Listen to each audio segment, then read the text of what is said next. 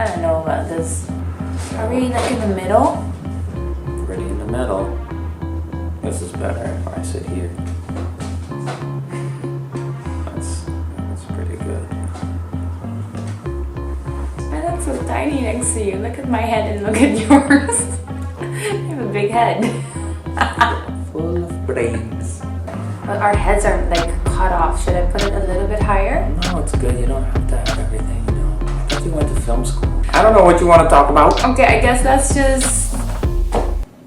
What do you think of long distance relationships? I think we should start the video maybe first. Hello, guys. Hello. We wanted to make this video today as a sort of new theme to go on Hungry to Live, where we talk about topics that we think are relevant to living a good and healthy life. But today, I think the subject of choice is going to be long distance relationships. Yep. That's how Charlotte and I started our relationship. Basically. I was living in Miami and she was living in Amsterdam. I think it went pretty well. We kept in touch. We had our ups and downs in the beginning because I'd never really done a long distance relationship, so it was a little difficult, the distance, but we kept in constant contact, and what really helped, honestly, was something like Skype. And we had some trouble with the time differences, but I would come home from work and be exhausted, and you were about to go to bed. Yeah. It was a lot of staying up till the wee hours in the morning to be able to talk to you after work. Yeah. But I mean, it was worth it. So we got through that, and then we knew we'd be together 6 months later, and that got us here. I think entering a long distance relationship knowing that there is an end to the long distance, like 6 months, or for certain like a year, and you'll be together, I think that really helps, because then you have a goal that you're working towards instead of just having an open long distance relationship where you don't know if either party is willing to move. Yeah. Because I think that's really hard. I mean, obviously there's a lot of successful long distance relationships, and it's whatever you make of it, but for me, being in a relationship is being able to share the daily things and have coffee together and enjoying our time together, and not necessarily being on a phone or Skype all the time. So for me, that's why I don't particularly like long distance relationships unless I know there is an end. I think, so it's being able to count the days helps. Yeah. So we actually did long distance twice. So the first 6 months of us being together, and then last year I decided to move to New York.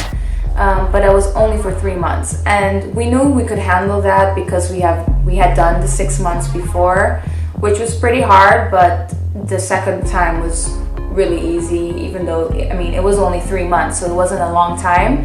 And I would say that entering a relationship doing long distance is much harder than being together for a while and then having to do long distance. I think so. And I'm actually, now that I'm thinking about it, I'm really interested to know how common that is to start relationships on a long distance thing. So if you guys have that experience, let us know, because that's fun.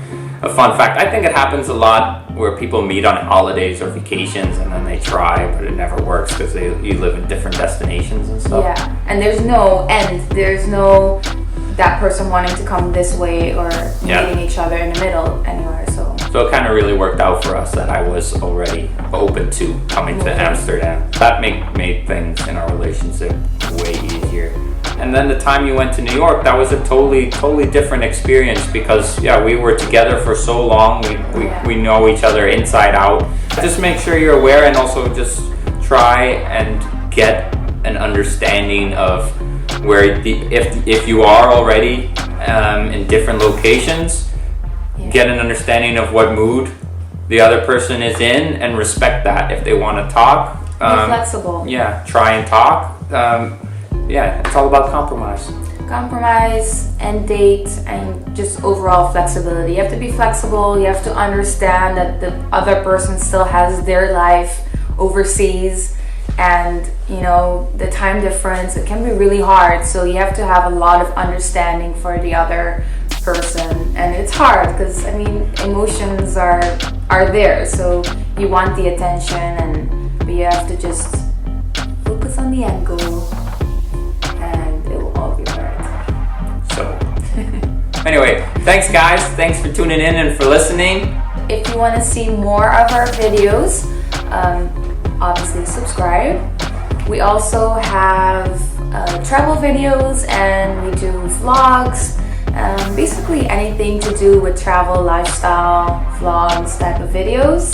So if you want to see any of those, you can click, I'm going to put some annotations around the screen, and I guess we'll see you next time. Yeah, and let us know what you thought about the video, and if you want us to talk about any other awesome, cool topics. Also about maybe living in Amsterdam or just traveling. We do a lot of that, so look forward to hearing from you. Okay. Bye guys. See ya.